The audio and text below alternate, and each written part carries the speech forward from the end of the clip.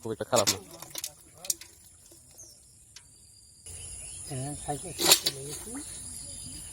কালকে তো একটা ভাঙিয়ে লাগছে, একটা পাইছে না কয়টা।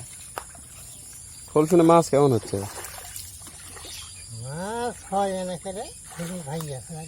এগুলো মনে হয় রাত্রে পড়ছে, পড়ে একটা মইরে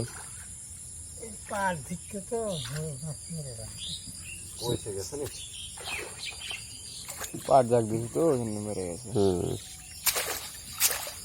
খুব একটা খারাপ না।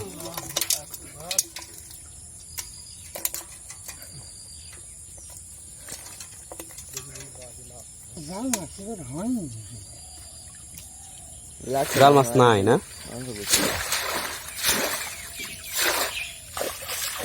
ওই জায়গায় তোর গভীরতা বেশি যায়। নতুন পানি মাছ তো পয়সা গেছে।